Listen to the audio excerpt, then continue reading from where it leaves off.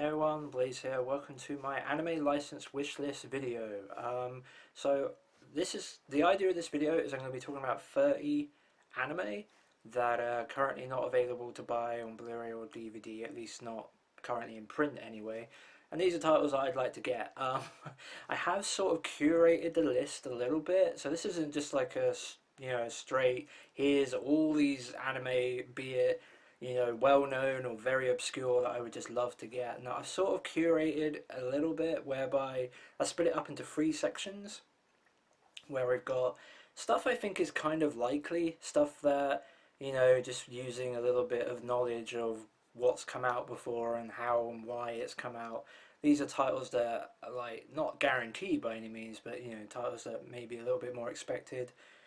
Stuff I would say that are in the ballpark of like there's a 50% chance that these could happen over the next 12 months, and in the middle, titles that again using that same sort of theory, but maybe probably not less likely. It's no guarantee or anything, that's for darn sure, like even less likely than 50-50.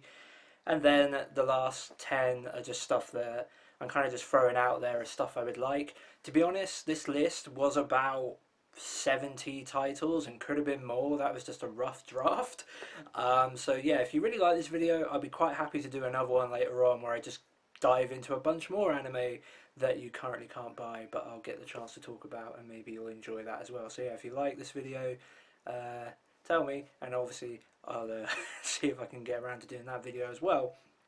Also, obviously, I know you guys out there, guys and girls out there, will do this anyway, but if you're going to leave a comment, obviously tell me stuff that you would love to see come out that you currently can't buy. I would love to know any and all of that stuff. So yeah, I'll enjoy reading that and talking to you guys about that. So, okay, so let's kind of get into this. Actually, no, one more thing I wanted to mention is that I want to come back to this list 12 months from now, and potentially, hopefully, a couple of things would have been licensed, and we can take those off the list and add some new stuff onto the list, assuming that at least something's been licensed, which therein, as we now start the list, I've gone for a pretty safe bet for the first one. I'm saying like 95% chance this is going to happen, if not pretty much 100. So let's get into the list. Okay, yeah, so pretty easy. Number one on this list, and again, this isn't a ranking of like most likely to least likely. As I said, I've split it up into sections to give it some sort of structure, but for the most part, like this is just stuff I think is likely, maybe unlikely sort of thing. So yeah, this one though I think is pretty much guaranteed.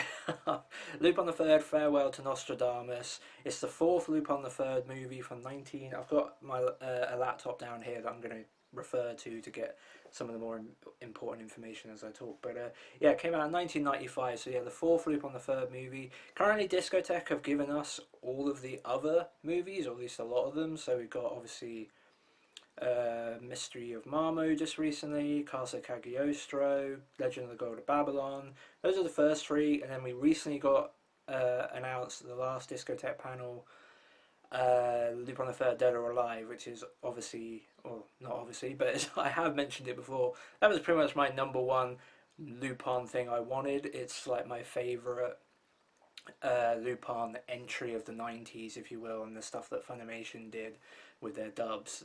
That's my favourite one, so I've been really looking forward to getting that one. I was sort of yeah, I was getting a little bit frustrated because it just felt like it was just taking a little bit longer than I expected. We'd had the TV specials all out from Funimation's output for a while, but we finally got Dead or Alive, and it was sort of weird that we got Dead or Alive first because yeah, that's the fifth. I can't do it, there we go, that's the fifth.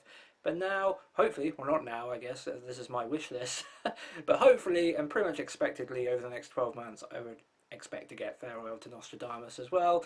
This is basically a heist movie, as all Lupin things tend to be, about trying to get the book of Nostradamus's prophecies, as well as some diamond stuff and about saving a girl who's all mixed in it as well. It's a pretty fun movie, but again, I prefer Dead or Alive, but I would obviously like to add this one to my collection as well. So this one, I want it, obviously. I wanted to put this on the list so we're at least 12 months from now, I'm fairly confident we'll have at least one new thing we can add to this list. I'm pretty sure this will come out So yeah, on to the next one. So next on the list, we've got Sonic Soldier Borgman. This is a 1980s TV series. Let me just, yeah, 1988, 35 episodes. The key thing here to mention is this was produced by Arshi Productions, Aishi Productions. I should really learn how to pronounce that because I'm going to be name dropping them a couple of times in this video. But all you really need to know is that this is a company that Discotek have been licensing a lot of anime from in the last few years. Literally, like this month or last month, Powered Armor Dorvac is an Aishi production show. They're putting out Go Shogun was one, Dankuga I think is another. So yeah, they've been like using this company for a while to license anime. And this isn't a mecha series like those are. This is actually like an action sci-fi show with like superpowers, or at least let me double check here. Superheroes, sorry. I guess that's sort of the same thing. I'm pretty sure the idea of this show is that the Sonic Soldier Borgman is like this cyber power suit thing that the main character, or maybe multiple characters, wear. I've not seen the show, as this is I'm making quite clear at this point, I guess, where I'm mumbling about it. But yeah, it's a show that I'm curious in seeing. I believe there is a Blu-ray in Japan. I know that ADV actually licensed the two OVAs that came out in the 90s. I believe those are also dubbed, and I believe those also were included in the Blu-ray box in Japan. So there's a real good product here that I feel like Discotek could put out, and it should be quite easy for them to license it, you know, relatively. So yeah, it's a title that I somewhat expect, and it's like it fits in the ballpark of stuff they've been releasing. So yeah, this is one I put in the 50-50. This seems quite likely as a future Discotek release. If it'll happen in the next 12 months, I don't know, but it's pretty likely in my opinion. This is a show I'm looking forward to getting and watching, hopefully, or swap those around, I guess, watching and hoping to get, whatever.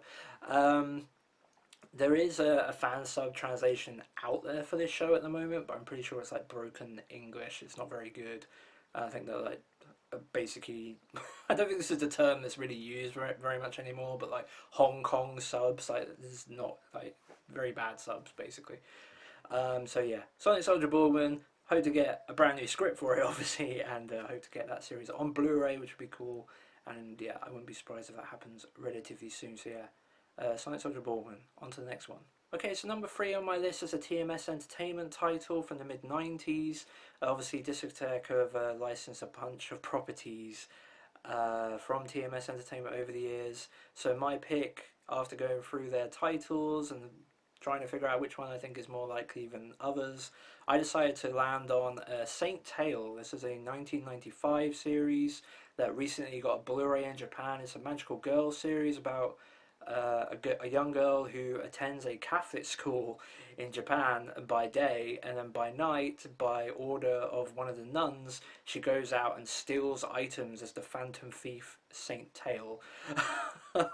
Pretty crazy idea for a show. This was put out before in the past as like a dub and sub only release from Tokyo Pop, whereby they only dubbed the first 15 episodes, unfortunately, and then the rest of the series was left Japanese only. I'm not even sure they actually completed their release of the series. I think they didn't actually, but somewhat recently the series did get a full fan sub treatment by Old Castle, one of my favourite current fan sub groups. And anyway, so I just think this is a title that fits Discotek's catalogue, and you know, putting out classic anime. It's a TMS Entertainment title, so it should be easy for them to get. There's a Blu-ray transfer for it. There's a partial dub for it, and yeah, I just feel like there'll be a clamouring for this show. I think it has the potential to be a pretty decent seller, obviously. But what do I know? But yeah, this is a title. One of the titles I'd like to get. You know, I'm not saying it's number one on my list for TMS Entertainment titles that I'd like to see, but you know, if when I was going through the list thinking which ones do I think are more realistic than others, this is the one I landed on as probably being the most realistic. I would not be surprised at all to see this come out within the next 12 months, as you know, if we come back to this list in 12 months. Maybe Saint Tail would have been announced for release by Discotek. I should say, actually, I mean, we'll get into it later on, but I should quickly mention that, you know, I'm not this list isn't just for discotheque titles. There will be some other stuff that I wouldn't necessarily expect discotheque to get, but maybe other companies. But we'll get into that when we get there. So yeah, same tale. Let's move on to the next one. So number 4, I've got Macross Plus, the OVA slash movie, I guess. 4 episode OVA and then a movie cut as well. I can't believe I'm putting something Macross into the likely category, the 50-50. You know, there's a pretty decent chance, who knows. Um, but just obviously pretty soon we're getting the Anime Expo in Los Angeles or wherever it is. I think it's July, very early July, so pretty soon, a few weeks from now. And Big West, the company behind Macross in Japan, are having a panel for the first time, and it's kind of been weird. Like, obviously, we heard a few years ago. It feels like now, like maybe about a year and a half to 2 years ago, that you know, Macross has kind of been saved in the West, like Big West, and I presume Tatsunoko Productions. I can't remember if they were part of it, or I forget. Doesn't matter. Big West is the important part. Yeah, so Big West and Harmony Gold came to some sort of agreement that would allow Robotech and Macross to basically coexist in the West, and yada yada yada, kind of putting an end to that weird you know, license feud that has been going for decades. It feels like. So yeah, and so far, like, all we've seen is like very limited runs of Macross films, including Macross Plus, the movie edition as well, and then like the Macross Frontier and Delta films, like getting very limited releases theatrically in America, and that's kind of been it, which has been pretty disappointing. But this panel that's happening at Anime Expo in a few weeks is supposedly going to have Big West talking about products they're putting out, and I just feel like surely they're not just going to keep doing theatrical only releases. Like, I feel like they're probably going to partner up with someone, maybe Nozomi Entertainment. That seems like a pretty good bet given how well that their relationship with Sunrise has gone. I could see them maybe teaming up with them, but who knows. But maybe they'll do their own releases, and if they do, I expect them to be more expensive. But I think there's a pretty good chance that if they're going to do start doing releases on home video from Macross, I think Macross Plus is pretty much the place to start. It's, you know, one of the shortest properties that in the catalog or in the Macross lineup, but it's also, like, in my opinion, the best one. I've seen everything up to Macross Zero. Like, I've seen Zero. Basically all I haven't seen is Frontier and Delta. But yeah, Macross Plus blew me away. As like a big fan of like Area 88 and just in general aviation themed anime. Macross Plus, I've pronounced it so many different ways, it's crazy. Just make a decision on which version you're going to say, Macross or Macross. But anyway, yeah, as an aviation fan, I really, at least in terms of anime, I don't actually like planes and stuff in real life, but anyway, whatever. I absolutely fell in love with this OVA. It blew me away. Incredible animation. I absolutely adored the story. The soundtrack is incredible. I just loved it. I gave it a 10 out of 10. I think it was like the best anime I watched last year. I'm pretty sure. I think that's what I said on Twitter, and yeah, I kind of stand by that. Like, still, like, it was amazing, and I would love the opportunity to own it. I missed out on both the Japanese releases because I hadn't seen it at the time, and it was just such a huge investment for such a short show. It's, you know, with the benefit of hindsight, it would have been worth it, in my opinion, to go out and buy it at those crazy prices. I probably would have done that because I do love this OVA that much. But, you know, hopefully I'll now get a much cheaper domestic, if you will, release, even though I live in the UK. But yeah, hopefully I'll get the opportunity to buy something at a much cheaper price, and I would absolutely adore the opportunity to buy Macross Plus. And I think, hopefully, in a couple of weeks, that might get announced. So yeah, that's the one I'm going for. So that's my number 4 pick, Macross Plus. Okay, so at number 5, I've gone for Bubblegum Crash. This is the first of only a few that I've picked, maybe even just 2 actually. The next 2 I'm going to talk about, including this one. The 2 Vault, you know, Tokyo Lab, Tokyo Film Laboratory, whatever. vault finds, as Discotech like to refer to it. You know, the stuff that's allowed us to get Apple CD OVA and Violence Jack and stuff on Blu-ray. As just soon we're going to get Cyber City Uedo and all that sort of stuff. So yeah, I've decided to go for Bubblegum Crash. It's on that list, and this is something I'm kind of earmarking as like probably Animego. You know, they previously put out the DVD. They put out Bubblegum Crisis. I don't really understand why the work for Bubblegum Crash wasn't done in Japan when they did Crisis, but it wasn't, because Bubblegum Crash is like a direct sequel to Bubblegum Crisis. But given that it's in the vault, I just feel like Animego will just be looking at that and going, yeah, like, obviously we'll do that. Like I don't like. It just feels like it's the right time. Like Bubblegum Crisis was their first Kickstarter Blu-ray. That was a while ago now. I'm kind of surprised that this wasn't literally the first thing they pulled out the vault. That ended up being Madoc's, I'm pretty sure, because Gunsmith Cats isn't on the Tokyo Lab list. That came from somewhere else. But yeah, Bubblegum Crash. You know, maybe not the greatest OVA in the world or anything, but I would really like to have it on Blu-ray to sit nicely with the Blu-rays that I already have for Bubblegum Crisis. I would definitely look forward to see what Animego do with like the art box and all that sort of stuff they do for their premium editions. So yeah, I'm not sure this is definitely going to be it, but this is going to be my guess. There are a couple other things I've heard bouncing around from other people, but Bubblegum Crash is my guess. So yeah, Bubblegum Crash, I'd really like to get that. Okay, so next we've got Madball 34. Okay, yeah, 50-50 might be being a bit generous here, but I'm just gonna throw it out there because going through that Tokyo Lab Vault anime, list or whatever, this is just the one that kind of stands out to me. Is like I could definitely see this happening. It might just be me putting up the blinders and just wanting it to happen more so, or whatever. But I don't know, like if you're gonna do Violence Jack with a proper film scan and all this stuff, I don't know, like wouldn't you kind of be in the same mindset to do Madball 34 as well? Like I would just love to see it. Now I don't know, to be honest, if Discotek even still have the license to Madball 34.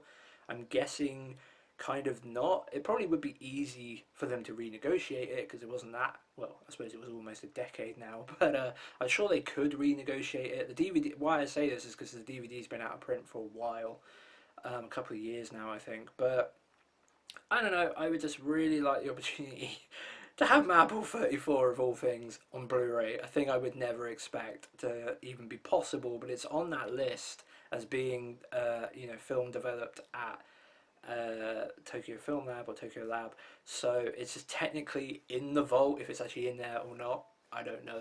But technically it should be or could be. So yeah, I would just love to see this. I absolutely love Sleepy and fucking Daizaburo and all the sleazy fucking shit they get up to.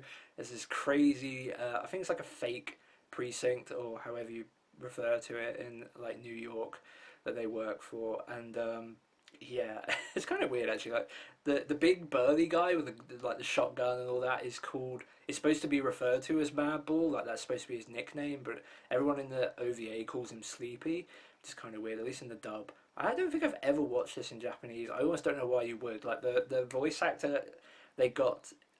Manga Entertainment got to do Daizaburo. Like he's a British guy, obviously, and he he puts on like the most crazy like I'm not even really sure like Brooklyn-ish like accent. I absolutely adore it. Like it's fantastic. I just love the shit out of this absolutely offensive piece of garbage OVA. Like it's so ridiculous. It's incredibly bloody at times.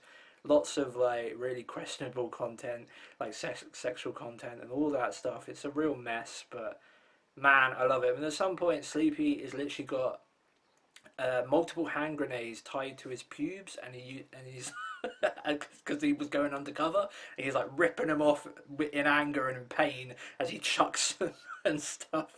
I think it's like the third episode or something. Like this thing is batshit insane, but I absolutely love it. And to be honest, like the idea of having this on Blu-ray is just yeah, it would be a dream. To be honest, it's as crazy as that sounds. Yeah, real holy grail stuff, and it's on the Vault list. It's something that Discotheque had put out previously, So yeah, I'm putting it in likely 50-50. Like, you know, I feel like this has got a real good chance. So yeah, Madball 34. Would love to see it. Would love to see it. Okay, so at number seven, we've got Saint Seiya. I feel kind of foolish. Am I being foolish putting this in likely? I don't know. I feel like this is more likely than it's ever been that we might actually get this complete series out.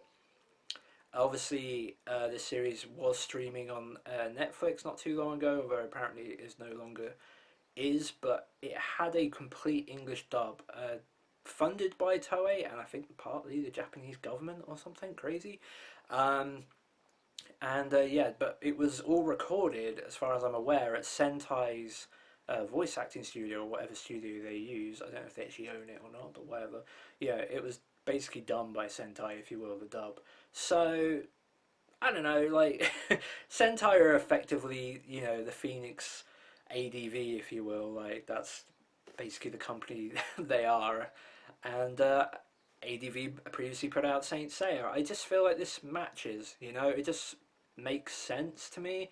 Um, I think 50-50 might, like I said, I might be being a bit foolish, a bit generous, but I don't know. Like it's done on Netflix now. It doesn't seem like it's going to come back, obviously, for whatever reason for the English dub, like I don't see why, if that license is available, why you would turn it down. Like I know Saint Seiya's never been the greatest seller, but it's got more name recognition than it's ever had in the West at this point, at least in English territories. Obviously, it's massive in like many other, you know, French and Spanish speaking territories, and has always been. But like in English speaking territories, Saint Seiya is more well known than it's ever been. Like multiple of the games, video games, have been put out in English at this point. Like, surely Saint Seiya stands a chance.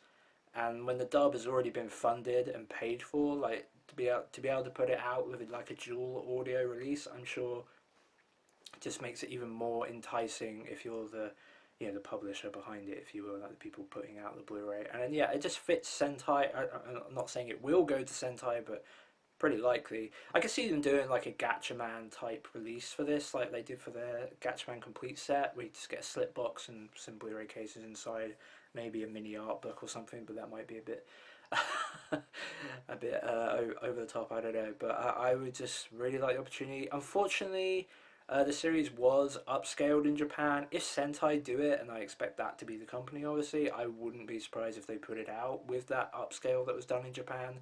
So I'm not really sure how good it will look on Blu-ray, but and obviously also if it's Sentai, I wouldn't expect them to necessarily include the old ADV dub as well and have that on there for the first 60 episodes. You know, it'd be kind of disappointing if they wouldn't do that, but I wouldn't expect them to. Unfortunately, Sentai don't always go that extra mile for things like that. But yeah, I don't know. I just feel like this is the best chance Saint Seiya is ever going to have, and I feel like this is. So yeah, I just feel like it's. I feel like there's a chance. I'll just leave it there. Like it just feels like this is the time. So yeah, Saint Seiya complete series on Blu-ray, like Gatchaman for like I don't know $100 or something. I could kind of see that happening. So yeah, Saint Seiya. Okay, next up we got Street Fighter 2 V. I can't remember if it's Victory or just V. I've not seen this series before, but it's something I've wanted to see for the longest time. Obviously, previously put out by Manga Entertainment, a 29 episode TV series from 1995, done by Group Tech. Yeah, Discotech have been putting out a ton. They've been quite invested in like 2D fighting game adaptations. Like they've done Darkstalkers, Fatal Fury, both the movie and the OVA, Street Fighter 2 the movie. They're going to be putting out Virtua Fighter, the TV series, although of course that was a TMS Entertainment title that totally would have been on this video had it already not just been announced. So yeah, this one doesn't have the advantage of being a TMS Entertainment or, you know, Aishi Productions thing or anything. I did double check before making this video, but I can't quite remember how many titles, group TAC titles that Discotech have done, if any. I'm not sure, but anyway, I don't know. It just, assuming this license is possible, and I don't necessarily see why it wouldn't be. It just feels like something that should be in the pipeline, like something that Discotech would definitely be interested in doing. And you know, it's a bit of a coin flip. You know, maybe not the most likely thing in the world, but I thought I'd include it up here because it just feels like the next likely destination, if you will, to me. Like if you're going to continue putting out 2D fighting game adaptations, this is a series that a lot of people, I'm sure, would like the opportunity purchase on a standard def Blu-ray or something. Like there is some interesting backstory to this series. Well, somewhat is that there's two dubs for it. There's a manga entertainment dub that was done in America, and there was also an ADV dub that was done in the UK on VHS. The problem with that though is I assume those ADV VHSs are at PAL speed, so I don't know how likely it would be that those could be included because there would be, PAL speed up problems and stuff if it was included on the American set, or however it works out. I can't exactly remember the exact details of how that stuff works out, but yeah, suffice to say, it probably wouldn't sync to the NTSC video, the dub, which would mean it probably couldn't be included, but who knows.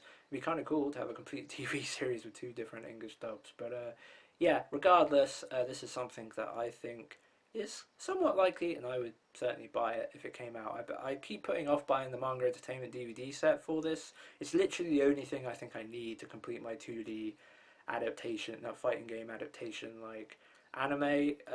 But the manga entertainment release was put out in like a card digipack. It's kind of looks a bit fragile, and like trying to get it secondhand in decent conditions is kind of difficult. So yeah. Anyway, Street Fighter 2V, assuming that's how you pronounce it. But yeah, I'd like to see that. It'd be cool. Okay then, at number 9 we've got Hajime no Ippo, the new challenger.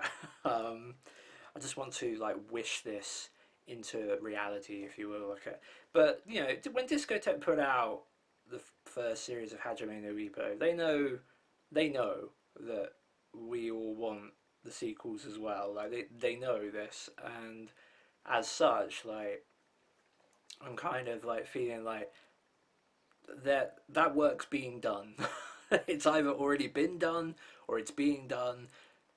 It has to happen eventually, surely. And if it doesn't, they must have known they'll be hearing about it, till the end of time. Like I just really, really want to own the complete series. Obviously, not expecting it to be dubbed or anything crazy like that, but yeah.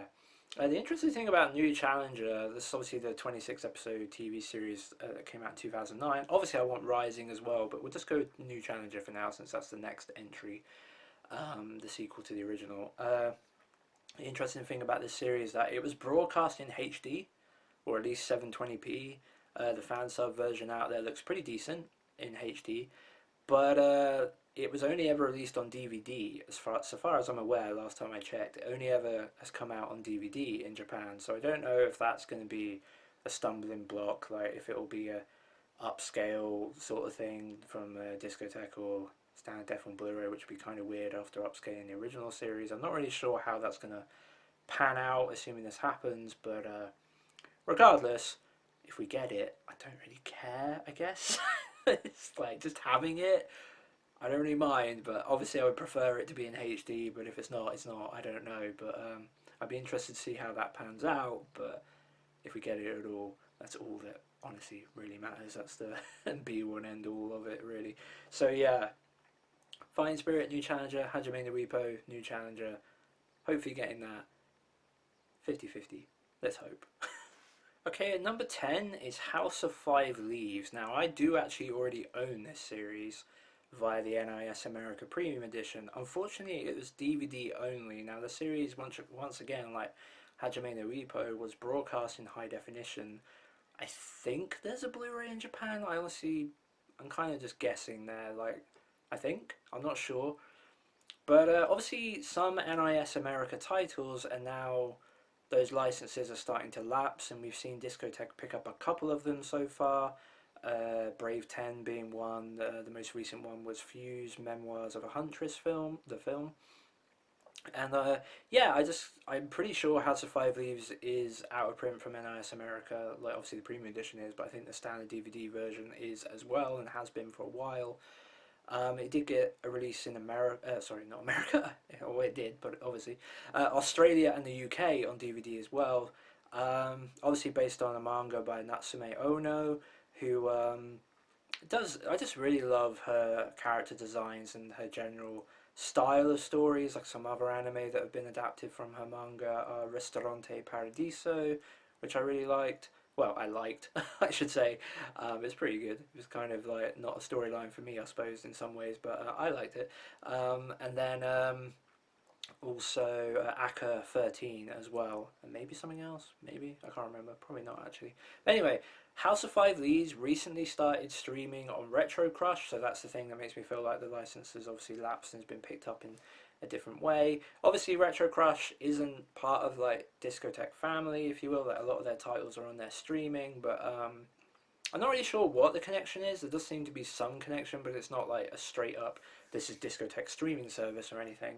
So yeah, there's stuff on there that you can't necessarily earmark as like, oh, I guess Discotek are putting that out later on maybe. But I don't know. This just feels like a title that, you know, it's only a 12 episode TV series. It's got really really cool art style, obviously, and yeah, really nicely animated. It's just a really good story about a Ronin who's really down on his luck that kind of falls into a bad crowd. He ends up being offered a job as a bodyguard for what ends up being a group of kidnappers called the House of Five Leaves, and it's sort of like the main character trying to deal with the fact that like, hey, I'm making a lot of money here and this is kind of cool, but how deep and dark am I willing to go, and stuff like that. And it's all set in like, I guess the simple term for it would be like feudal Japan sort of thing, like historical Japan. It's just a beautiful series, really nicely animated.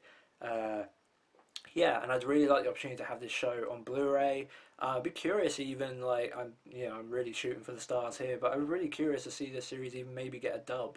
Discotek have done a few dubs. Again, it's only 12 episodes. It is a pretty niche show, so I wouldn't necessarily expect that. But I've especially since there's quite a lot of dialogue. It's not a very action-heavy show. But although it's also quite atmospheric, but there is quite a bit of dialogue that you know. There's not big chunks of it that just action or something. So yeah, the dub might be too expensive, I guess, in that regard. Anyway, whatever. House of Five Leaves. So that kind of evens out or ends or whatever the right phrase is, because I can't speak normally like a normal human. Yeah, that's the first 10. So that's 10 titles that I kind of think are a bit of a coin flip over the next 12 months. I think there's a pretty good chance that at least a couple of these, I'm hoping for at least two. Very confident about Farewell to Nostradamus.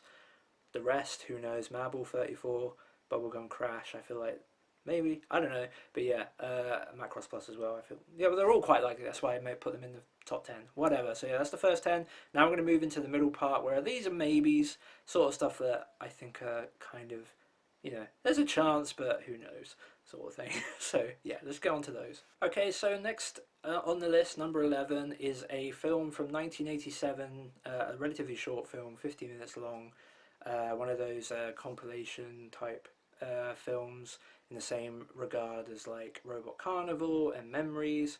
It's Neo Tokyo. I've been basically predicting or hoping for this to be a Discotek announcement or a license or whatever for like a couple of years on Twitter. Every single time they do a panel, I put out a couple of like random predictions, and this is always one I put on because it just feels like surely this will happen at some point. I'm not really sure why it hasn't happened already, to be honest. Yeah, this is a really really cool film, and it fits totally into Discotek's catalog just fine, and like along with Robot Carnival and Memories, it's very similar. So yeah, it's got 3 shorts in it. There's one about, I think it's called like Labyrinth or something, done by Rintaro. I'm not a huge fan of that one, to be honest. It's fine. Like a lot of the Rintaro stuff I sort of struggle with occasionally, in terms of like enjoyment. Like it's fine.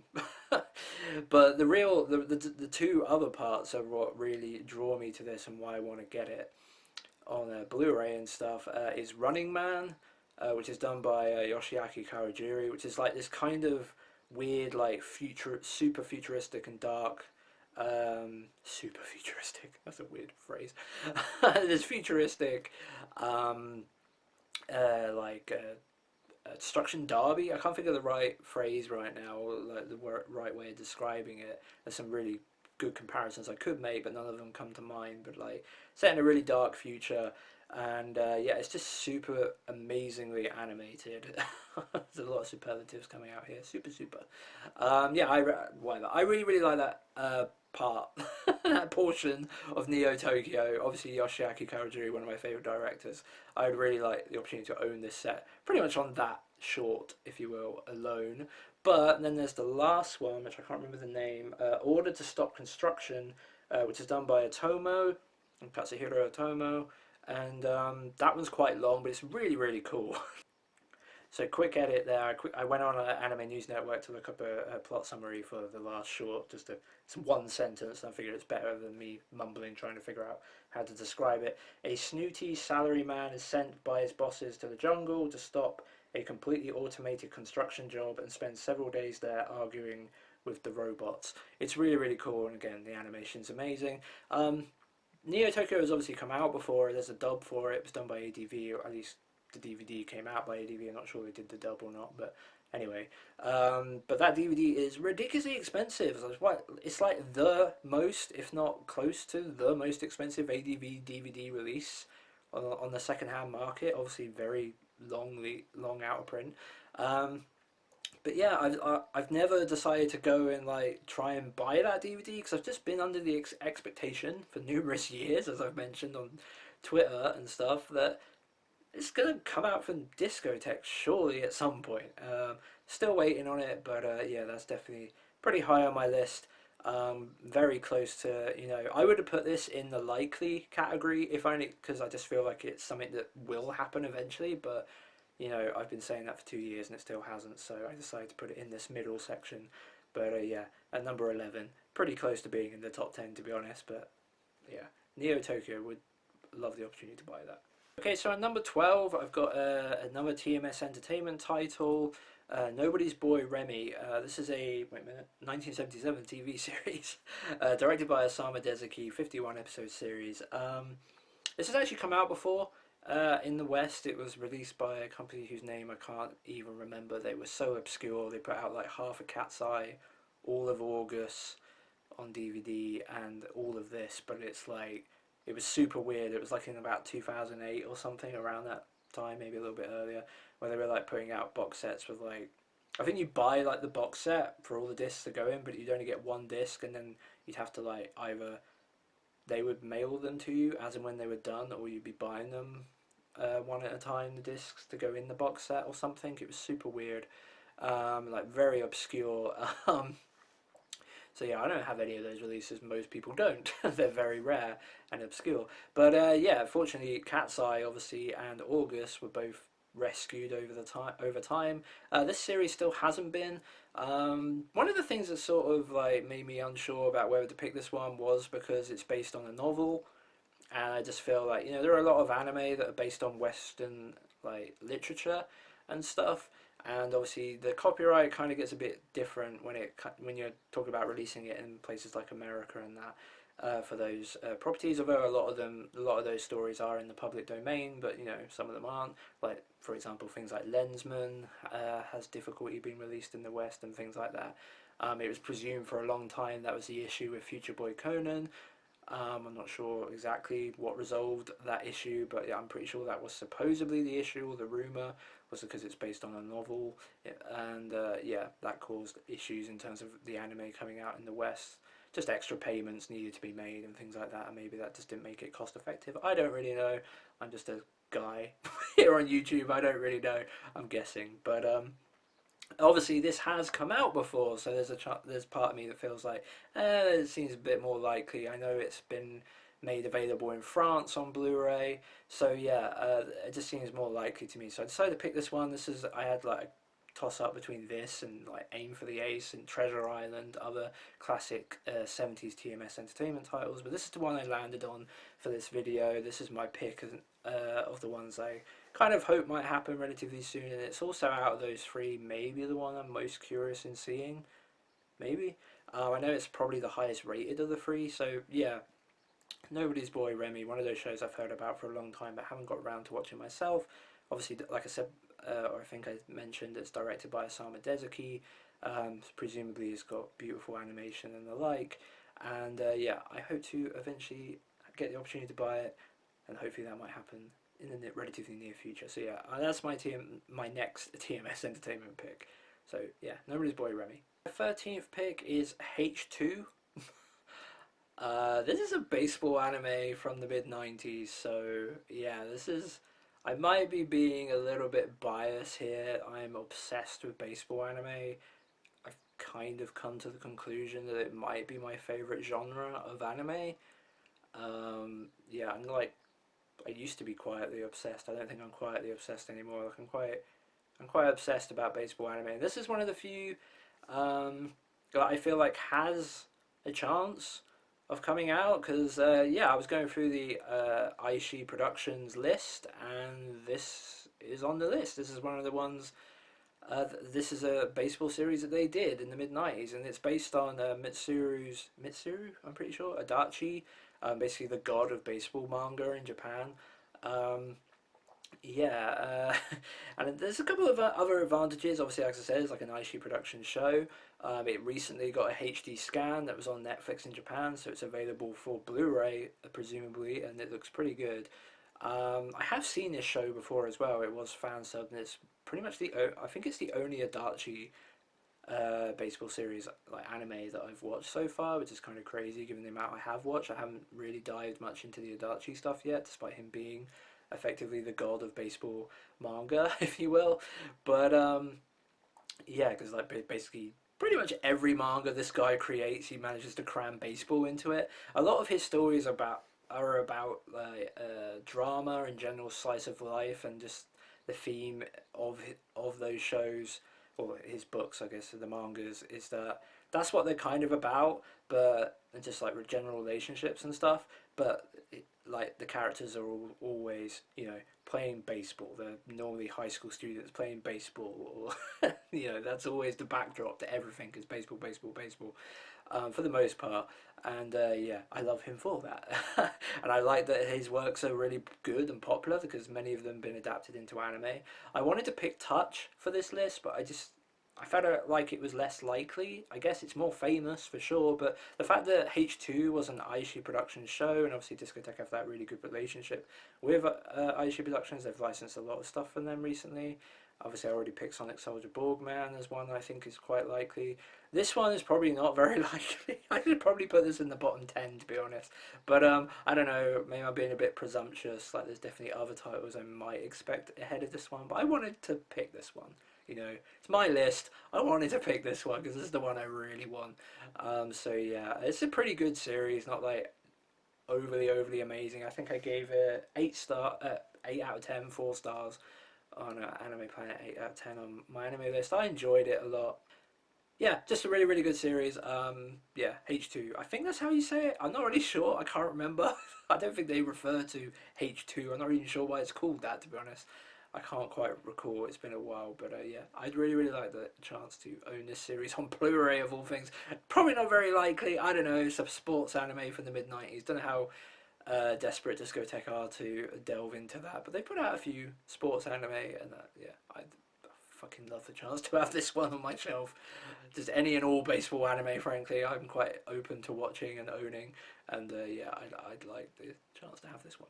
Okay, so for number 14, I've got a pretty obscure pick. So you might be curious why I've put it like so high, like in that middle. This is a maybe sort of thing, like not a completely unlikely. Like maybe this might happen. What is it? How do you pronounce the first two parts for this? Cho Kosoku Galvion. This is a series I've actually watched. Again, it's pretty obscure. 22 episode TV series that for the longest time like didn't even have a DVD release in Japan. Like it's like this came out in 1984, and yeah, it didn't get like a DVD release until like 2016 or 2017 or something crazy in Japan. And basically when it got that DVD release, it also got a Blu-ray. Like they just did both at the same time. So it's kind of crazy. Like before that, I think it had only been available on like VHS and maybe Laserdisc. I'm not even sure it got a Laserdisc. So yeah, it was been pretty obscure for a while, but yeah, it got that Blu-ray, and that Blu-ray got fan subs. So I've seen the series, and like it's not incredible or anything. Like I gave it like a 6 out of 10. Like it's pretty mediocre. It's not even a finished show. Unfortunately, I'm pretty sure it got cancelled. So yeah, I think it has a rushed ending or like an implied ending of like what might happen or something if it were to have continued. Yeah, it's not the greatest show in the world, but it has like weird character designs. I'm hoping to share like screenshots and stuff, which I'm hopeful that you've seen as I've been making this video. So yeah, as you can see from the character designs, it's a little bit weird looking, but why do I think this is like a maybe? Well, this series is like the same, was produced by the same company that worked on Space Warrior Baldios, along with like Aishi Productions. It also was made by the same company that did the J9 trilogy. So, you know, Braiga, Bazinger, and Sasaraiga. Those three shows that Discotek put out recently on Standef Blu-ray. Yeah, this is worked by the same company, and I think Archie Productions may even have worked in part on Galvion. Um, what is the name of the company? Kokusai Agaisha? I can't pronounce anything. You'll see it on the side. Hopefully, what it actually is. Uh, this is not a Japanese 101 video, that's for sure. Um, so yeah, yeah, not a great show, but just one that I kind of feel like is got a good chance as a random early 80s mecha show that they could put out. Like it's a mecha series and it's also like a sci-fi series about obviously it's a mecha. Yeah, about the police and stuff. I can't really specifically remember you know, the details of it other than it was alright, I guess. I just think it would look really good on Blu-ray, and it's not very long, and it just seems like maybe something Discotek could do on like just 2 discs or something, and yeah, why not? So yeah, I think there's a chance of this happening. So yeah, I decided to include it on the list. It is something I'd seen, so I thought it'd be nice to include it for that. So yeah, Galvion. So at number 15, I'm sort of cheating a bit. This is the Fist of the North Star True Savior films and OVAs. So it's 3 films and 2 OVAs. The 3 films are retellings of 3 critical fights from the TV series. So like the 2 fights of Raoul. I can't pronounce that shit. Raoh. Raoul. Raoul. I don't know. And and then the fight with Salfa, I'm pretty sure, is what the one of the other films is based on. And those are all like 90 minutes each, I'm pretty sure. And then there's 2 OVAs. Let me quickly just look this up. 2 OVAs. Yeah, Legend of Toki, so an OVA about Toki, and then the Legend of Yuria. So yeah, an OVA about Yuria. It's so weird that these haven't come out yet. Obviously, Discotek put out all of Fist of the North Star and the movie. Yeah, for some reason, these particular films and OVAs haven't come out. Now, why do I think that's weird? Well, they were made by TMS Entertainment, and they're out in France and stuff. Like it doesn't seem like there's any reason why there should have been like a license hold up or anything. They're available in high definition. At least the movies are, so that's cool. I don't really get why these have never come out from Discotek. Like presume there must be a reason. Like, and I've never asked because normally the answer is, well, we don't have it, so that's why. you know, but or it's in licensing hell. I don't really understand why this would be in licensing hell, but I just would really like the opportunity to own these. They're really, really, really cool. Especially like, well, all of it. The 3 movies are really good retellings with modern digital animation. The films are in widescreen. Can't remember if the OVAs are. But yeah, the films look really, really cool. Really great animation and just really good retellings of like the key fights from the series. And yeah, I don't know if they're more truer to the manga than maybe the TV series was. I've not read the manga, but I really, really enjoyed these 3 films, and the 2 OVAs for what they are really good as well. Like to have a whole 50-minute OVA or something about Toki is pretty cool. Like Toki's a pretty fan favorite character.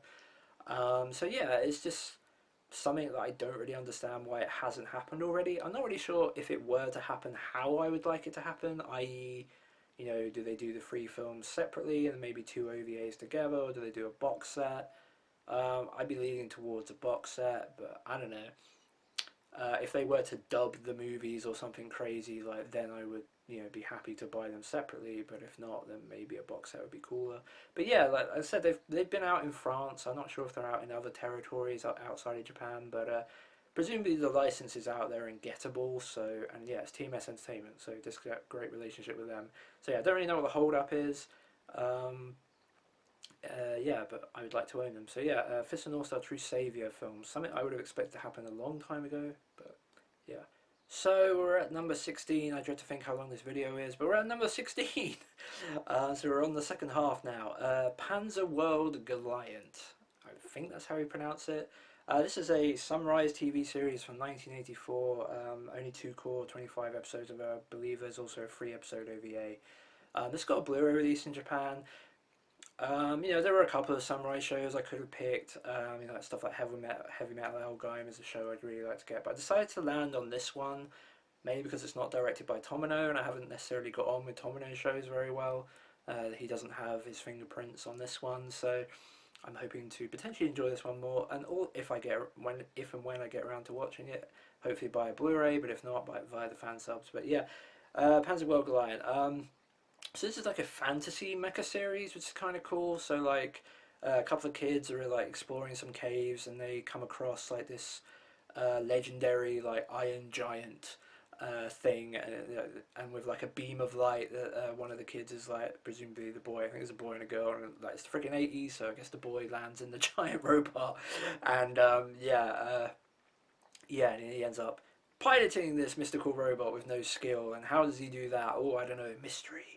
As is the way with so many of these shows. But kind of like the cool aspect to this show, I guess, is the fact it's a fantasy series as well as a mecha series. Somewhat in the same vein as something like Or About the Dumbine. In the case of like the actual robot itself, the mecha itself, it's got like a giant shield and I think like a beam sword or just like some sort of baton, like metal baton thing or something.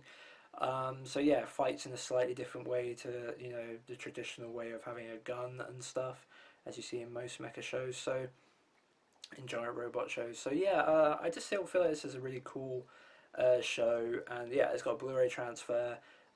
So that's pretty cool as well. Blu-ray is available in Japan, so hopefully a Blu-ray if and when this ever comes out over here. Just something I'd really like to see and own, and yeah, just fits with like Discotheque's appetite for 80s mecha shows. So yeah, I'd really like to see this one. Okay, so number 17, we've got another one that sort of falls into the category of like I'm kind of surprised this hasn't happened already, but the fact it hasn't means I'm putting it in this like middle category, along with like Neo Tokyo and Fist of the North Star True Savior. Like, just seems like this is something that Discotheque should have maybe have done already, and maybe there's a reason behind the scenes that we don't know of as to why it hasn't happened. But yeah, the Blackjack OVAs. Directed by Osamu Dezaki, previously put out by Central Park Media, all fully dubbed, or at least the first 10 episodes. There is also Blackjack Final, which I would like to be included in a Blu-ray box if this was to ever happen. Yeah, but like I have the DVDs that Central Park Media put out. That's like 7 DVDs for those 10 episodes. It'd be really cool to downsize that while also getting a HD upgrade for these. And as I mentioned, like directed by Osamu Dezaki, like really good dub. Yeah, Discotheque put out Blackjack the movie, and I fully expected them to follow it up eventually with this, and that hasn't happened. Like Blackjack the movie came out 4 or 5 years ago now, and yeah, we're still kind of just wondering where Blackjack the OVA series is like. And yeah, I'll briefly mention it's not on the list, but I would like also to get Blackjack 2004 and things like that. But this is the one I really want. Blackjack the OVA. I really enjoyed these OVAs, these stories. There is a Blu-ray box in Japan that has English dub support. It doesn't have subtitles, but it does have the dub, at least for the 10 episodes that were dubbed. As I mentioned, there's Blackjack Final, which was done way later, and only got 2 episodes, and those were never dubbed because they were never licensed. I don't know, like, I think that Blu-ray box is now out of print. I do know that the Blu-ray box in Japan used the theatrical safe like masters or something. I don't know, like they were cut to widescreen, like cropped to widescreen, So yeah, it's widescreen safe, I guess, because it was shown in theaters, these OVAs in Japan. So I don't know, like I would obviously much prefer to have them in full screen, and there is no HD version of them available anyway in full screen. I'm sure there it could be, but there isn't at the moment anyway.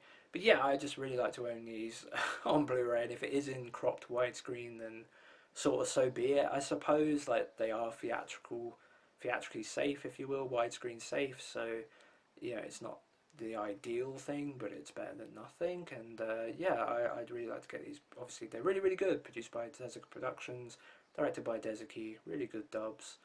Yeah, I don't really understand why it hasn't happened already, but it hasn't. So yeah, it's on this list. Okay, at number 18 we've got Onihei. This is a 2017 TV series that I watched in 2020 and completely fell in love with. I ended up giving it a 10 out of 10. One of my favourite shows of that year in terms of the ones I watched. And yeah, it's a really, really cool show. So this is about like the head of like a theft control or something in like Edo, Japan. Or Edo period Japan, sorry. And yeah, it's got a really, really nice art style. Kind of reminds me of like Lupin the Third Part 4, where it's like got this weird, like almost ever so slight tinge of like painterly look to it. Just a little bit. I can't really describe it, but it has that just certain, a little bit stylized, and it's got just a fantastic, really strong lead. Uh, and the main character, Heizo, I probably butchered that as always. I like Heizo Hasegawa, who is the leader of the theft arson or arson theft control or something. So yeah, his job is basically to take down and hunt down thieves. So yeah, this is a 13 episode TV series, episodic stories, but they're all really, really strong. It's just really, really good characters, like a really good character led story. I can't really describe it, to be honest. I'm pretty shit at doing it apparently. This is like my fifth take of trying to talk about this show. But yeah, I really, really, really enjoyed this series a lot, and I'd really like the opportunity to own it officially. Some Amazon, previously Amazon exclusive streaming stuff has been coming out recently, like Blade of the Immortal, obviously Sentai Filmworks put out.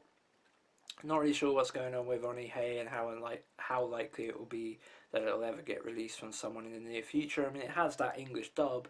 It's a bad English dub, from what I understand.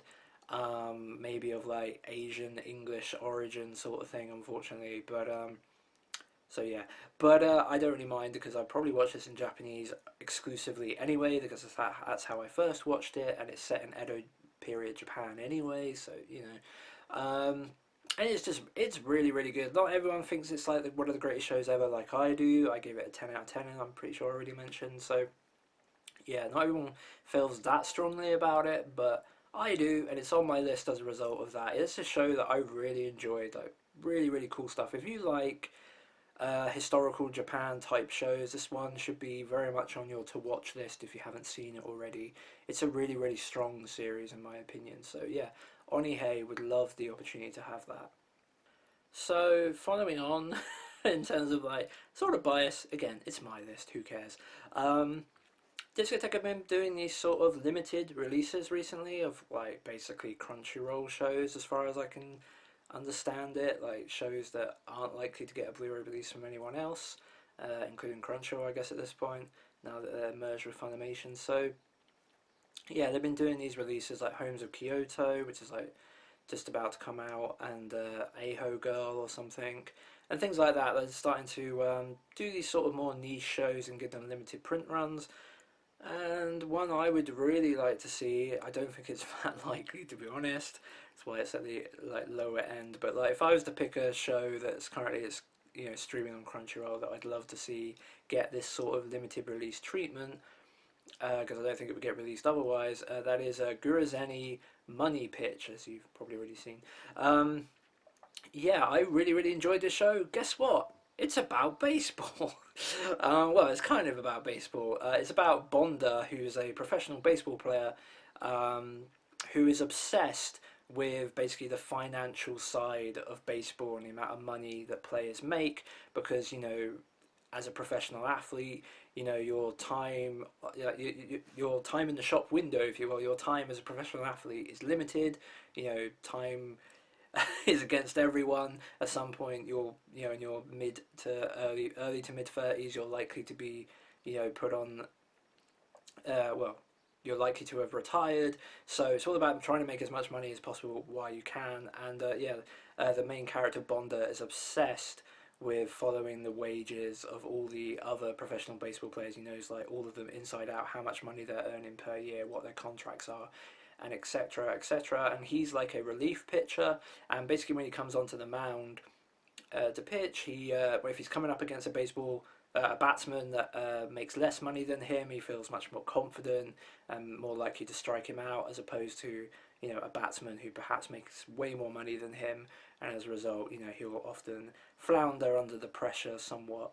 And yeah, basically this series is more work life series than baseball. Like, it's about professional baseball players. I want to see more about the life and times of baseball players, and like the few characters that Bonda ends up interacting with in the show, whereby like you get some that are just about to retire or do retire, and it's about like them kind of trying to cope with that, and Bonda seeing that and like trying to decide what career path and trajectory he's likely to go on, and things like that. Like, you know, will he become a coach when he retires? Will he go into commentary? Those are limited positions, you know, hotly fought over, so you don't know. And that's kind of like the appeal of this show to me, that it's like about the life and times of a professional baseball player, and it's not really about the baseball, rather than it's about the contractual side and just like life and times of a professional athlete, I guess, and things like that. It's a really good show. It's definitely a show that I feel like just went under the radar, and most people just, you know, the few people that watch season, like for example, on my anime list, with the 200 plus people like I'm technically friends with or whatever, you know, like the amount of people that watched the first series compared to the amount of people that then went on to watch the second series is quite drastic. I think it was like 20 or 30 people or something, maybe about 20 watched the first series along with me, and only about 5 to maybe 10 at most watched the second series. So yeah, it wasn't the most popular show in the world, but I really liked it. It's got really nice character designs and art, really amazing opening and endings, really good humour, just a really interesting subject. And Bonda, the main character, is a really great character. He's interesting and fun. So yeah, I really enjoyed the show. Would love to see it, and I feel like maybe there's a chance with this new limited release thing that Discotek are doing. So yeah, Guruzeni Money Pitch, 2 seasons. Would love to see it. So at number 20, we've got my first Ladyverse, my first and only, in fact, Ladyverse pick for this video. Kind of crazily, actually, in retrospect, but I feel like this is the most likely one, so it's the one that I decided to pick. That is Space Symphony Maytale. So this is a 2004 TV series, I'm pretty sure. Yeah, 2004. Done by Vega Entertainment, who also did like Cosmo Warrior Zero and Gun Frontier and stuff. And yeah, this is the one, well, now, after we got Super Submarine 99, like this is the one Ladyverse title from that early 2000s bunch that came out that, yeah, has never been licensed. And I've said this before, this series is available fan subbed. I've watched it, and as I've watched all the others, I still haven't got around to Super Submarine 99, like I really should have done, but I haven't yet. Of all those titles, Space Symphony Maytale is by far the best one. By far. Like, it's really, really good. So this series is kind of like an alternate take on like the end game part of Galaxy Express 39, so I don't want to go into it too much. But this is set on the planet La Metal, I guess is what I think is what it's called in this series. So yeah, this is basically the similar idea where Maytale's mother is trying to convert all humans on this basically dead, dying, frozen world, trying to convince her populace to convert into cyborgs in order to survive. Maytale kind of escapes from that as being, you know, she's kind of like a princess, if you will, to some degree, being that, you know, her mother rules the planet. And yeah, she escapes and then basically comes back, and she has the decision of like whether to you know, work on the side with her mother or work, you know, on the part of the rebellion, which are the remaining humans that are refusing to basically turn into cyborgs. I'm pretty sure that's the story. And it does have like, well, maybe I won't go into it. Like, there is other Ladyverse stuff in it, which is kind of cool. I won't ruin it, I suppose. But yeah, it's a really, really good series. Like, really strong narrative, really good story. Again, nice animation. Yeah, I really like this. It's like definitely the best of these early 2000s like Ladyverse titles, in my opinion. I'm not really sure why this one never came out as a result of that back in the day, being that it's the best one. It is available in France, I think, so that, you know, it's been licensed before. France get so many cool things. So yeah, it's been licensed before outside of Japan, so there shouldn't be an issue, I suppose. Vega Entertainment title. So yeah, it's something I'd really like to see, and I think like it's, you know, of the titles, Ladyverse titles that are remaining available, which are basically this and like Queen Millennia and stuff. Like I feel like this is the more likely one. There's also Galaxy Warriors 2, but yeah, I think this is the more likely one. So it's the one I picked for this video. So yeah, Space Symphony Maytel would love the opportunity to have this, obviously. And again, in fact, it's only a 13 episode series, so maybe even a dub. Probably not, but that'd be cool. Okay, so now we get into like the final 10. Unbelievably, I dread to think how long this video is. I can't even fathom how long it's going to take me to edit it. But yeah, now we get into the final 10. I'm going to kind of rush through these a little bit quicker, hopefully. I don't know how long the rest of this video is. You do. We'll see how we get on, shall we? But yeah. So since these are sort of what unlikely, I guess, as a result, I've kind of, you know, I don't want to spend too much time on them. So let's just get to it, shall we? So number 21, Eccentric Family Season 2. Eccentric Family, the PA Work show from like 2013, is one of my absolute favourite anime ever. It makes me laugh so much. It's got amazing animation, like laugh, love, cry. I absolutely adore this anime. It just makes me all feel warm and fuzzy. It's like wrapping myself in a nice blanket. I absolutely adore this series. Like genuinely, this is like top 10 anime ever for me, the first series. And as a result, you know, as a grouping, as both seasons, like it, yeah, one of the best ever. Unfortunately, obviously, NIS America stopped doing anime releases, and for some reason, it feels like some of the titles that they did have licensed, their subsequent, I can't even say that word, seasons, like Eccentric Family 2, haven't been licensed since, because I don't know why. So yeah, unfortunately, I'm kind of just waiting and have been waiting for ages on the hopes that we'll get Eccentric Family Season 2. Maybe it'll be when the license for the first series like lapses with NIS America, assuming that hasn't happened already. I don't know. I'd love to see this series dubbed. Like it would make for a great dub. I genuinely believe that.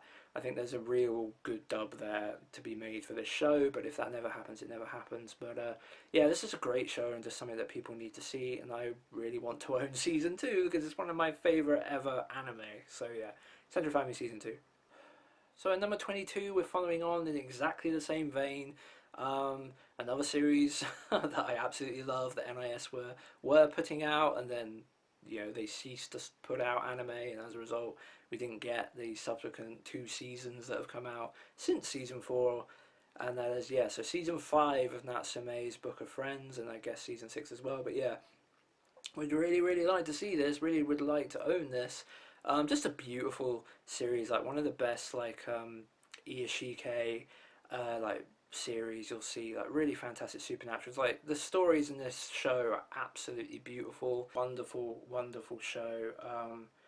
About yokai and stuff like Natsume, being a child who's been able to see yokai his whole life. Now he's a teenager, and he ends up moving to a place where his grandmother used to live, who he finds out also could see yokai, and collected. And she went around and collected all these yokais' names after defeating them effectively, to some degree, and collected all their names. And now all these yokai are coming back after Natsume found the book of the names, come to get their names back and stuff. And there's so many just amazing, wonderful stories. This show will make you laugh, cry, and everything in between. Like it's absolutely beautiful, beautiful series. Yeah, and I would love, obviously, to own season 5 and season 6 to go along with the first 4 seasons. Aniplex of America put out the 2 movies, I I think, or at least the first one. I don't know if you can still buy that anymore. Unfortunately, I didn't buy it. If it is out of print now, I think it might be. I didn't get around to getting it because Aniplex stuff is so expensive. I probably should have gotten it anyway, but Aniplex stuff, man, I haven't bought an Aniplex America release in forever. I just can't justify it. Like, it's just so much more expensive than everything else, and I just can't fit it in. But anyway, whatever. We'd obviously love to get season 5 and season 6 of Natsume's Book of Friends. Number 23, we got a favourite ever show of mine, a show that I do own on DVD already, but I would love the chance to get a Blu-ray release of. I think there is a Blu-ray box now in Japan. The show was made in HD from what I understand, fully dubbed into English obviously. Blood Plus. This is something I just kind of thought would have happened already. Like, Sony bought Funimation ages ago, they've now bought Crunchyroll and merged the two, and like, I just kind of thought some of the Sony held like anime, such as Blood Plus, would have come out. Like, surely Crunchyroll, if that's how we're going to refer to it, obviously now that Funimation technically will just don't exist anymore.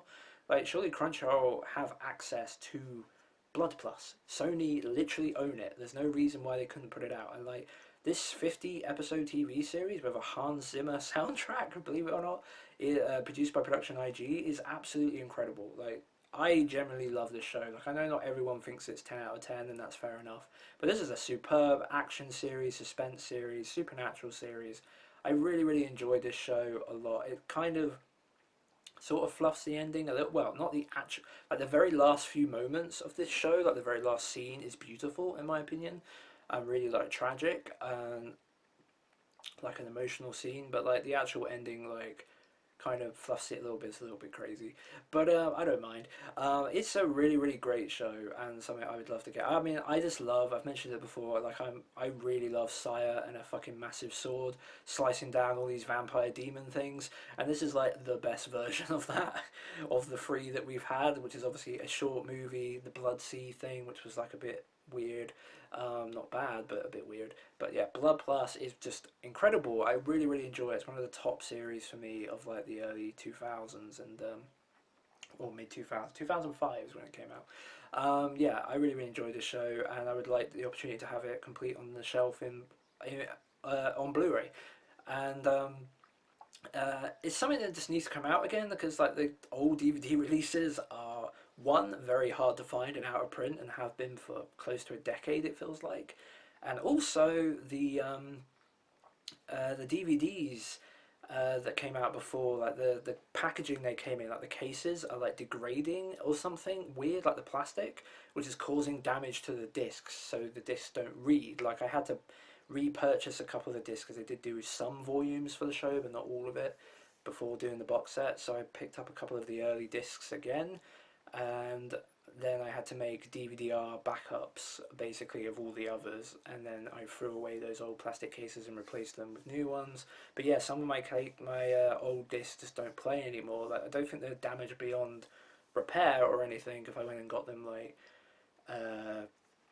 cleaned or something, like professionally or something, I feel like they probably work again. But like, the fact that that's an issue, and that's an issue for most of these sets, as far as I understand, like, there's a real need to get a re-release of this show out there, even for people that already own it. So yeah, Blood Plus, would love to see that happen.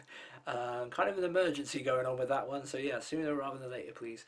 Okay, at number 24, we've got, I'm going to have to look at this to get this correct, and I still won't.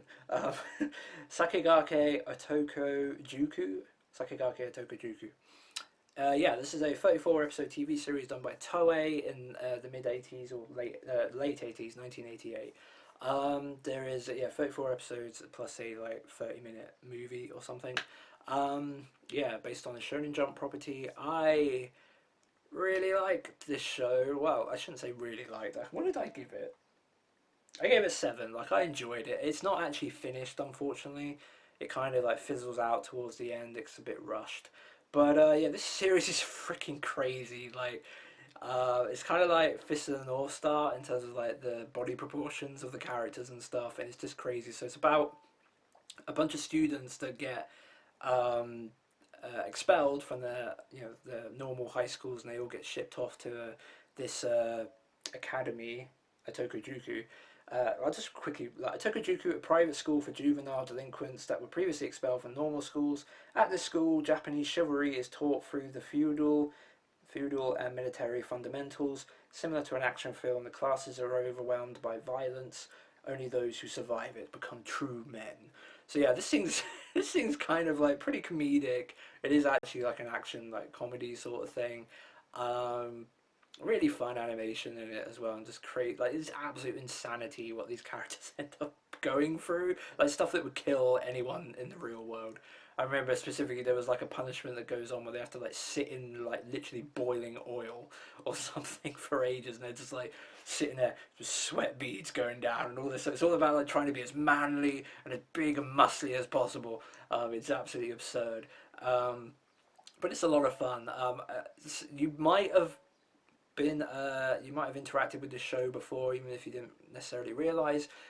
This series was represented in J Star's Victory, whatever that, yeah, J Star's Victory for the PS3 and PS4. Do you remember the stage when they got like the characters hanging in the cage and they had like the lightning bolts and the big bold guy who ends up being is like the principal of this school and stuff with the like evil like Doctor Robotnik like mustache and stuff. I'm pretty sure. Um, or maybe not quite that dramatic. But anyway, whatever. This is a really cool show and just something I'd really like to get. The opening for this is amazing. I will link that into description or in the pin comment or something. Like the opening is one of my favorites. Like truly incredible opening.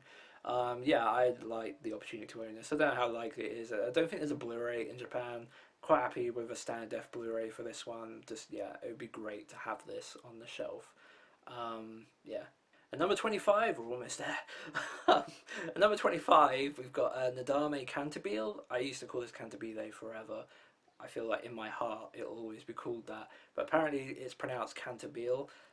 Yeah, this is a series that's kind of weird that this has never come out before, to be honest. I think it was streaming the first series on like one of Sony's old like streaming services or something, and then it's just kind of been left to die again. Like this is a property owned by Sony, at least the first series. I don't really understand why this hasn't been put out by the likes of, well, I guess at this point Crunchyroll. Uh, there's a full English dub for this show done by Animax. It's like a proper English dub though. Like this is, I don't think this was done in Asia. I'm pretty sure this was recorded in America, maybe with the the mindset that this was going to come out in America from Sony themselves, and they just never did it. But anyway, whatever. I'm not sure, but it's got a really good dub. It's a really funny, like Jose comedy romance series about this character Nadame, who's a bit of a airhead, if you will, who's attending this classical music school, and she ends up falling for this sort of like more straight laced. Male musician, and they end up having a budding romance. It's really, really funny, obviously the odd couple sort of thing. It's really, really good. I really, really enjoyed this show. I watched it like well over a decade now, or about a decade ago, but I really, really enjoyed it. There's 3 seasons of it done by JC Staff. I think they were all done by JC Staff. So the first series like 23 episodes, like 2 core series, and then the remaining 2, which were the Paris arc and the final arc, a single core series. So overall, it's about 50 episodes or so, mid 40s episode count. But it's really, really cool, and I don't really understand why it's never come out. It's a really high quality production, and like at least the first series got a dub, and it's a really good dub. Yeah, I would love to own this show. Like it's really good. Like one of my favorite romance shows. Definitely my favorite Josei show. I've had like mixed reactions from some of the Josei shows I've watched. Like I tend to be a bit more a fan of like the more simple, like less realistic, flowery shoujo stuff. I suppose when it comes to like romance shows, I've got on with those more. But as opposed to things like Nana or maybe like Paradise Kiss and stuff, which we'll actually get into a little bit in a minute. But yeah, I really like this series a lot, and it's a shame that it's never gotten the release it fully deserves. Like more people should have seen this. Like it's super good, like really it generally is, and it's a real shame that it hasn't gotten more exposure in the West. So yeah, Nadame Cantabile.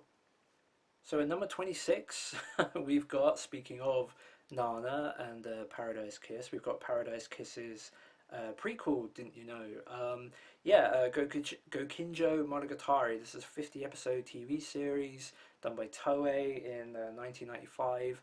And yeah, this is based on a manga by Ai Yazawa, who did Paradise Kiss and Nana. Um, Obviously, those are both josei, more mature romance type shows. This one is more flowery shoujo. I've seen all three of those shows. Of those three, to be honest, Gokinjo Monogatari is my favourite. I really, really enjoyed this show. Again, it's more simple, flowery romance and all that sort of stuff, but it's really good and it has an incredibly awesome art style. Like, this thing looks so 90s it hurts, and I love it. It's pretty unique in the world of anime, to be honest. Like, nothing really looks quite like this show, and it's sort of surprising to me that it's never come out. Like, when I think of, like, we got Marmalade Boy and we got Boys Over Flowers, obviously from the 90s, but this one, it's stuck in the middle of those shows. We didn't get, surprisingly. Yeah, Gokinjo Monogatari, otherwise known as Neighborhood Story. It's just really good about childhood friends and a little love triangle going on between them and uh, the main girl who really wants to get into fashion and stuff. So it's got a lot of that stuff. I just really like the art style, and I thought the story was really engaging throughout the whole 50 episodes. Again, it's pretty, I don't know, like sort of by the numbers to some degree, but I don't know, I really liked it. Really good humor, and the art style is just so great. Did I mention the art style? This thing looks amazing, and yeah, I just love the opportunity to own this show. Again, I don't really understand why it hasn't come out before. I'm genuinely like really surprised it's got passed over. Maybe there was a specific reason why that happened, but yeah, would love the opportunity to own this show. It's great. You guys should see this show. It's fully fan sub, so it is available in English in some form. Yeah, highly recommend it. I really liked it, and yeah, Paradise Kiss is actually a sequel to this series. A couple of the characters from this show appear in Paradise Kiss as adults. All the characters in this show obviously are like teenagers. I think they're college age, I think, or maybe late high school. But yeah, a couple of those characters appear in Paradise Kiss later on, so Paradise Kiss is technically a sequel. And yeah, Gokinjo Monogatari, Neighborhood Story, highly recommend it, and I would love to own it. Okay, at number 27, we're almost there. At number 27, we got another series that I've watched, a series from 1994, Red Riding Hood Cha Cha. Yeah, this is a 74 episode TV series from the mid 90s about Red Riding Hood. Kinda. It's actually a magical girl series, and the main character, Cha Cha, just happens to wear a Red Riding Hood, if you will, hence the name. But yeah, this is actually a magical girl series, and it's a really good comedy. Like, I really, really enjoyed this show. I was super curious about it for ages. I remember when I first got into looking up, like, hey, what sort of obscure anime are out there, and I saw this show, and then later on, maybe when I was like looking into fan subs and stuff, I was like, hey, what's available fan sub of these obscure shows? And hey, this one's actually got a full fan sub. That's cool. Maybe one day I'll actually get around to watching it. And yeah, when I was doing my year project, if I've mentioned in the past, where I try to watch at least one anime TV series for like every year, and at some point I needed to fill in 1994, and I kind of went a bit crazy and watched a bunch of shows from 1994 rather than just one, and this happened to be one of them. Yeah, I watched this about 3 years ago, I think, maybe a little bit more. Sorry. And yeah, Red Riding Hood Cha Cha is actually really good. The first 50 episodes of it are magical girl. So yeah, like Cha Cha ends up getting sent to this like magical school with like her friend who like basically can turn into like a wolf puppy thing, and then like another character and they have like a little love triangle between them. There's like another character that falls head over heels for Cha Cha, and they become like a group of friends, basically the three of them, and yeah, using like these magical amulets, if you will, or something. Cha Cha becomes like stops being like this little chibi like 6-year-old looking girl, and she becomes like a teenage looking magical girl to take down some of the things that are trying to destroy the fantasy land that all these characters live in, and things like that. It's kind of weird that the fact it's a magical girl show, because the actual original manga that this is all based on isn't a magical girl manga. So I guess Magical Girls was just you know, it's popular at the time, so that's what they decided to go with. But yeah, it's not actually a magical girl series. The manga isn't anyway. And so yeah, for the first 50 episodes, it isn't, or it is the magical girl stuff, and then the last 24 episodes of the series, or 23, I guess, is actually just the stuff that's more like the manga without the magical girl stuff. So that's kind of weird, but there's also a 3 episode OVA as well. But yeah, I really like the show. It's really funny. The like opposite to Cha Cha, there's a character. What's her name again? Yako, who's basically Black Riding Hood, if you will. She is hilarious, and there is so many little crazy little things that happen with all these characters. It just made me laugh so much. Like their teacher at the magical school that Cha Cha goes to is just sadistic and hilarious. Just really good like facial animations and stuff. Like this is just a really fun time. Cha Cha's basically like adopted father, if you will, like who sends her to the magical school. Cerevi walks around with like like he's like this like, man child basically who walks around with like a puppet on his hand, that's called Elizabeth because that's what his crush is, and this Elizabeth exists in the world, and she has to see him walking around talking to this puppet version of her on his hand and all this crazy stuff. It's just mental show, but it's really fun a lot of the time. Like it does have like a sort of episodic structure, and like the magical girl stuff can get a little bit samey because you have to watch the whole transformation sequence and all that stuff in every episode. It does go a little bit by the numbers at times, and some episodes aren't as great as others. But when it's good, it's really good. And yeah, I'd love the opportunity to own this show. There is actually an English dub of some kind for it. It's lost media basically. I don't think there's any. I think like there's like maybe a tiny clip of it available on some dubs that time forgot literally sort of thing, like lost media type website. But yeah, I think there was a dub English one made in like Asia or something for it. But anyway, yeah, just a series I would love to own, like a show that I genuinely enjoyed, and I think more people should see. It's fantastic. One of the better shows of the early '90s I've watched that isn't well known, if you know what I mean. Like, so yeah, Red Riding Hood Cha Cha. Okay, and number 28 is a show that I wasn't too sure if I was going to put on this list because I have now watched this show. I think last year I watched it. Yeah, last year, and it wasn't great to be honest. But I don't know. It's like a mid '90s shonen series that has a Blu-ray in Japan, so it just seems like cell animated Blu-ray and all that. So yeah, it just feels like something I would still be quite happy to put on my shelf, I think. So yeah, Ninku from 1995, Studio Pero, 55 episodes plus like a movie. The movie, which is only like a 30-minute thing, did get released by Media Blasters, I think, or Central Park Media in like a 2-pack. I think it was Central Park Media actually, like in a 2-pack with Yu Hakusho the movie. Yeah, so it's been out before, at least that little bit of it has. It's that weird show with like the if you know your shonen shows, I guess like it's that weird show with a character. I think it's called Fusuke. If I can remember, it has like the weird like giant tongue and stuff. It looks like Lickitung basically. It's kind of weird. It's maybe not quite as dramatic as Lickitung, but yeah, he's always got his tongue stuck out and stuff, and he goes around with like a penguin and stuff. It's super weird. It's just got a really weird like concept, like the whole thing. So basically, Fusuke is like this, or like was like this army captain, even though he looks like a child, and he fought with this group of warriors called the Ninku that basically fought in like a almost like a civil war against like this great imperial army that kind of rules the kingdom with like an iron fist, if you will, sort of thing.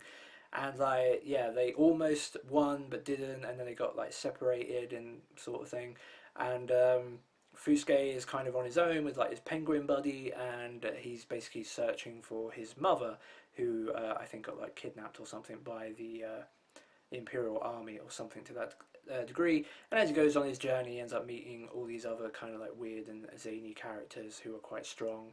And it's sort of it's just kind of weird. Like this show is really weird because like he ends up coming across like these other characters and sort of a little bit like the same vein as Hunter x Hunter, where like the actual characters he comes across aren't like these great warriors. It's like just a guy.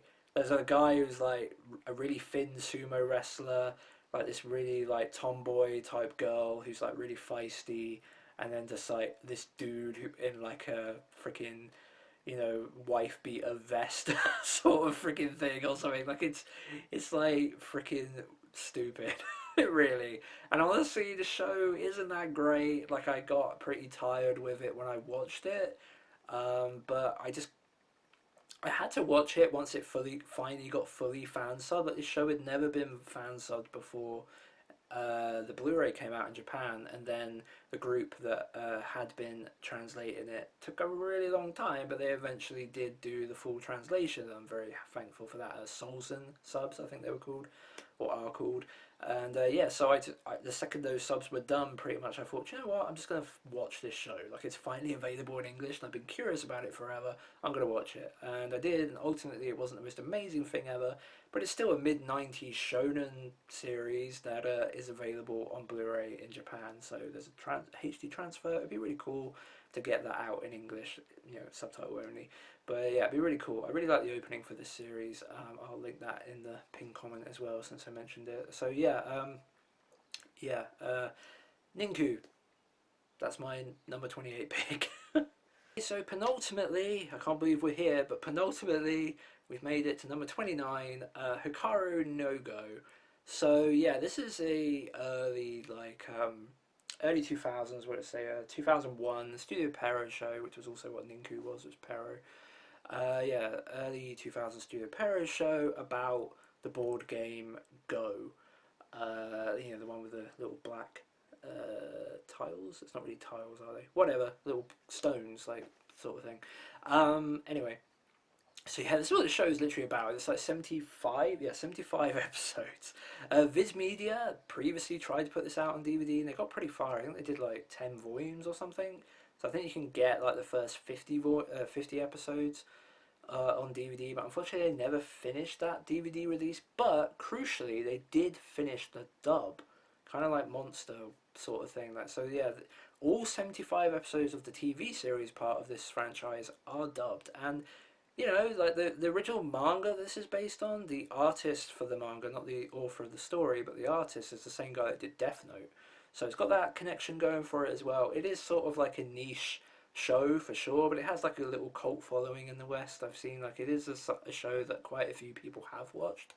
So even though it's about, you know, the board game Go, which is very obviously Asian centric, still like it's a show that is really really cool. I'm not going to go into the specifics of it because I can't exactly remember, but it's a really really cool show. Well, I'll try it. About a young kid, I can't Hikaru, I guess. I can't remember. Yeah, Shindo Hikaru, who ends up getting possessed by like this. What does it say here? Let's see. Possessed by the restless spirit of Sai, an ancient Go master who has waited for over 1,000 years to play the hand of God, the perfect move. Sai convinces Hikaru to act as a vessel for making his moves, but it's soon clear that Hikaru also enjoys Go and wants to play his own games. So yeah, and that's basically the show, and it's about Hikaru learning the game of Go and getting better and better and better at it, eventually going into tournaments and stuff. It's a really good show, to be honest. Like I remember really enjoying it. And yeah, there's a 75 episode TV series. There's also a couple of TV specials and stuff. Those obviously were never dubbed. But yeah, I'd really like the opportunity to own the show, standard definition on Blu-ray probably, although there is a Blu-ray in Japan, but obviously it's a digital SD show, so it would be upscaled, but yeah, I guess that's an option as well. Yeah, a show I'd really like to have on the shelf for sure. It's been long enough. You know, when a show has a complete English dub, to not have it available on home video seems criminal to me. So yeah, Hikaru no Go would love the opportunity to get that. And finally we make it to 30. Yeah, Maison de Koku. Like, if this wasn't supposedly in licensing hell, but you know, from the mouth of, or keyboard, if you will, of Justin Sudeikis, you know, a guy behind the scenes, a prominent guy behind the scenes of Discotheque, and a media OCD, of course. Yeah, like if he hadn't have said the show was in licensing hell, it would have been much higher. It's quite obvious. You would think that the fact that he knows that means that probably Discotheque have looked into it, My guess for the reason why this show would be in licensing hell is because Viz Media sort of have like a master license over it. Like they have the license for the manga and the anime all in one. And at the moment, they're quite happy putting out the manga. And while I'm sure negotiations could be done for them to maybe allow Discotek to put out the anime in conjunction with them, maybe. I mean, I'm guessing here. This is all guesswork. I don't really know, but like assuming that is the case, like you would imagine there might be negotiations that were possible, but also at some point Viz Media could just turn around and go, well, I want while we're not interested in putting Maze on the Coco out on Blu-ray right now, maybe we will later. So we're quite happy holding on to the anime license, and currently, unfortunately for mega fans like me of the series, not doing anything with it. Again, I don't actually know if that's the case. That's just my guess for why this show would be in licensing hell, because I don't think it's a Japanese side thing, because Discotek have put out Urusei Yatsura movies. We pretty much all expect them to do Urusei Yatsura the TV series, which I just realised is not on this list. What the hell? That should have been in like the top 10, but whatever, it doesn't matter. Anyway, so yeah, we all kind of expect that to happen at some point, or at least we're hopeful that will happen. And obviously, Viz Media did Rama on Blu-ray, so it doesn't seem like, and they're currently doing Inuyasha, even though it's an upscale, it doesn't seem like it would be an issue. Like, the only Rumiko Takahashi stuff that's never come to like digital media, if you will, like DVD or Blu-ray, is the Rumik World stuff, which only came out on Laserdisc and VHS for some reason, and that stuff's never been resurrected. I don't really understand why that's the case, but it hasn't. As well as like Mermaid Forest, the original OVAs, which aren't technically Rumik World, I guess, so I should mention it.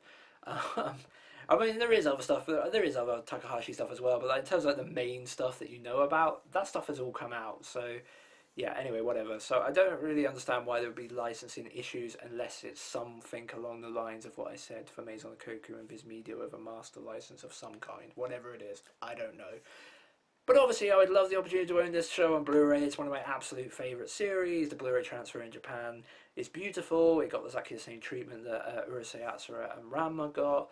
I'd love for Discotek to do it, to be honest. As much as I would like Maison Koku to get the Ranma premium treatment, I would also probably would prefer, with the benefit of time compared to when I last talked about this, I probably would prefer Discotek to put it out, because then we'd probably get the movie and the TV special and the OVA, at least the one with them being shipwrecked on an island. I don't imagine the Kyoko prequel OVA would ever come out from Discotek, because that's never even been released on DVD in Japan. Only ever came out on Laserdisc in 1992, and that's it. It's been left to history otherwise.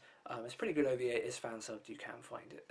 But yeah, I don't expect that to be included if in this hypothetical scenario Discotek were to do Blu-ray releases for Maison Koku. But I could totally, if and that ever happened, I would foresee Discotek doing 2 box sets for the TV series and a box set for the movie and the OVA and TV special, and I would really like that. It'd be really awesome, because I really like Maison Koku. As I have mentioned already, it's one of my absolute favourite series ever. I was captivated from the first time I saw it. I've seen it twice through, which isn't enough, frankly, but I watch a lot of anime, and I like to spread out that anime that I watch in terms of like what it is.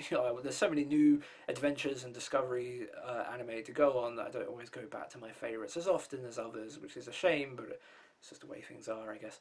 But anyway, yeah, so that's the end of this list. Holy shit, I don't know how long this video is and how long it's going to take me to edit. I perish the thought, to be honest, or whatever the right phrase is. I'm terrified to even contemplate. But anyway, yeah, I've made it to the end, and my voice is almost dead. This has been a very long filming session for me. One of the longest I've done, I think. But I hope this video will come out well. I hope you guys and gals who've watched it have enjoyed it. And yeah, obviously, in the comments, tell me some of your thoughts about the things that I've said as well. But also, I'm very curious about what you would like to see get licensed. What are you most hoping to have come out on Blu-ray or DVD, I guess, to put on your shelf over the next 12 months, and just in general? Like, I'd really like to see that, chat about that in the comments. So yeah, I'm Blaze. I hope you enjoyed this video. I'm going to go and rest my voice before I go into editing hell. I'm Bates, thanks for watching, and I'll see you next time.